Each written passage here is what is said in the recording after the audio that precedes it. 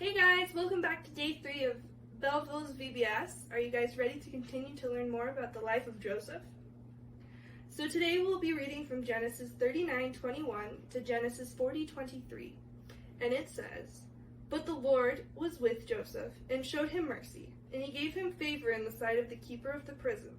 And the keeper of the prison committed to Joseph's hand all the prisoners who were in the prison. Whatever they did there, it was his doing. The keeper of the prison did not look into anything that was under Joseph's authority because the Lord was with him, and whatever he did, the Lord made it prosper. It came to pass after these things that the butler and the baker of the king of Egypt offended their lord, the king of Egypt. And Pharaoh was angry with his 2 officers, the chief butler and the chief baker. So he put them in custody in the house of the captain of the guard, in the prison, the place where Joseph was confined, and the captain of the guard charged Joseph with them.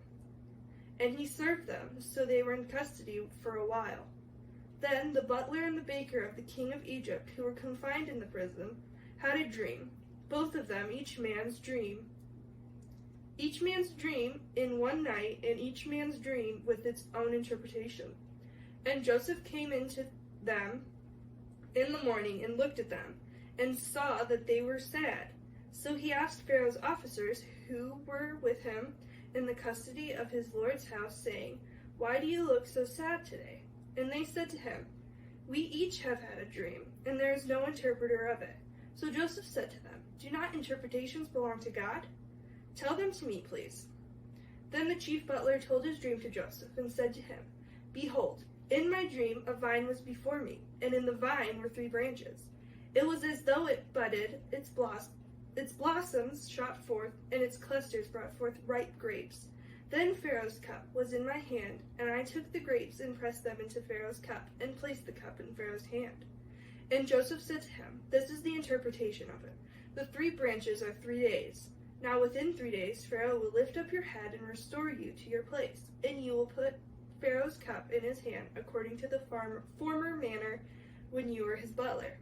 But remember me when it is well with you, and please show kindness to me. Make mention of me to Pharaoh, and get me out of this house, for indeed I was stolen away from the land of the Hebrews, and also I have done nothing here that they should put me into the dungeon.' When the chief baker saw that the interpretation was good, he said to Joseph, 'I also was in my dream, and there were 3 white baskets on my head. In the uppermost basket were all kinds of baked goods for Pharaoh, and the birds ate them out of the basket on my head.' So Joseph answered and said, 'This is the interpretation of it. The 3 baskets are 3 days. Within 3 days Pharaoh will lift off your head from you and hang you on a tree, and the birds will eat your flesh from you.' Now it came to pass on the 3rd day, which was Pharaoh's birthday, that he made a feast for all his servants, and he lifted up the head of the chief butler and of the chief baker among his servants.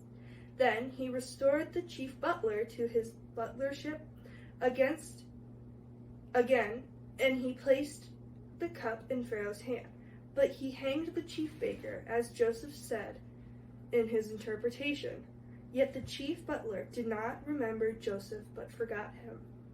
The part of the story that we want to focus on is patience. In this story, it talks about how Joseph was in prison for a very long time.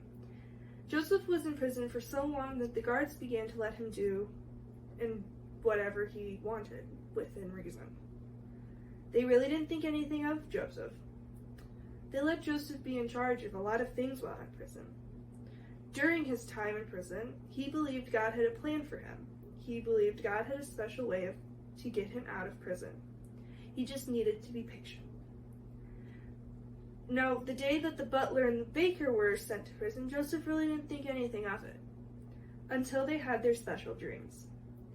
When they were sad about no interpreter, Joseph said, "Well, don't interpretations belong to God?"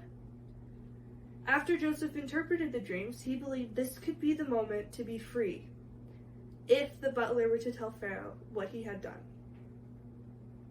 However, when the butler didn't tell Pharaoh, and the butler forgot all about Joseph realized maybe it wasn't his time, and that he needed to be a little bit more patient. Maybe God had another way to get Joseph out of prison. Maybe there was a different special way. There's